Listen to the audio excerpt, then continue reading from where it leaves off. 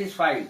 You can satisfy somebody's need, but not greed. अर्थात आप किसी की आवश्यकता की तो पूर्ति कर सकते हैं, लेकिन किसी के लालच की पूर्ति नहीं कर सकते। आज जो मैं टॉपिक ले रहा हूं वो थोड़ा सा अलग है।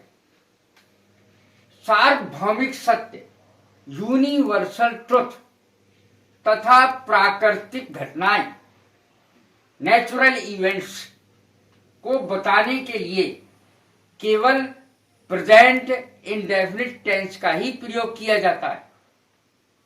प्रेजेंट इंडेफिनिट क्या है, इसकी पहचान क्या है? प्रेजेंट इंडेफिनिट टेंस जो होता है उसके वाक्य के अंत में ता है, ती है, ते है, ताहूं इत्यादि शब्द आते हैं। अब यदि हम उसके अंदर जाएं प्रेजेंट इंडेफिनिट टेंस के, तो आई, वी, यू, दे तथा प्लूरल कर्ताओं के साथ क्रिया में एस नहीं लगता, परंतु ही, शी, इट और नाम के साथ क्रिया में एस या ईएस का प्रयोग होता है।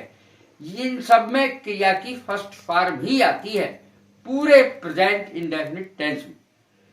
तो प्रेजेंट इंडेफिनिट टेंस का प्रयोग ही होता है जिनमें सार्वभौमिक सत्य में, यूनिवर्सल ट्रुथ में, प्राकृतिक घटनाओं में, इनमें प्रेजेंट इंडेफिनिट का ही प्रयोग होगा। यदि अन्य का प्रयोग होगा तो सेंटेंस गलत हो जाएगा। उदाहरण के लिए, the sun rises in the east, सूर्य पूरब दिशा में ही निकलता है, सूर्य पूरब में निकलता है। तो ऐसा नहीं हो सकता कि सूर्य कहीं और से निकल जाए, पश्चिम से निकल जाए। ये सार्वभौमिक सत्य है, इसीलिए इसके साथ प्रेजेंट इंडेफिनिट टेंस का ही प्रयोग होगा। The water boils at 100 degree Celsius, पानी 100 डिग्री सेल्सियस पर उबलता है, ये भी सार्वभौमिक सत्य है। The stars shine at night, तारे रात को चमकते हैं, ये भी एक सार्वभौमिक सत्य है।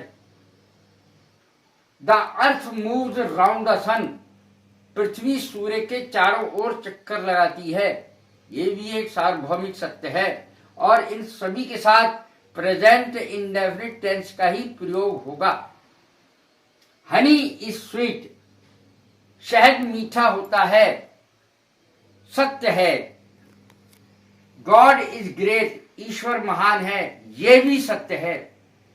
मैन इज मॉर्टल, आदमी नश्वर है, ये भी सत्य है। तो इन सभी सत्य के साथ किसका प्रयोग होता है? प्रेजेंट इंडेफिनिट टेंस का। अच्छा, ऐसे भी कुछ सत्य होते हैं जो प्राकृतिक घटनाओं से अलग होते हैं और सार्वभौमिक सत्य से भी अलग होते हैं, जो वर्तमान में सत्य हो, जब बोल रहे हो हम तब सत्य हो। वो चीज भी केवल प्रेजेंट इंडेफिनिट में ही उसके टेंस बनेंगे। जैसे my brother teachers in CIC college, जैसे मेरा भाई CIC कॉलेज में पढ़ाता है, जब मेरे भाई CIC कॉलेज में पढ़ाते हैं, तो ये बोलते समय का सत्य है। क्यों? क्योंकि वो रिटायर हो जाएंगे तो नहीं पढ़ाएंगे। Shalimar express stops at Khatauli, Shalimar express एक ट्रेन है जो खतौली में रुकती है। Shalimar express stops at Khatauli, Shalimar express Khatauli में रुकती है, ये वर्तमान का सत्य है। शुगर कॉस्ट RS40 1 किलो, अर्थात 40 रुपए किलो है शुगर। शुगर 1 किलो 40 रुपए की है। तो ये वर्तमान का सत्य है।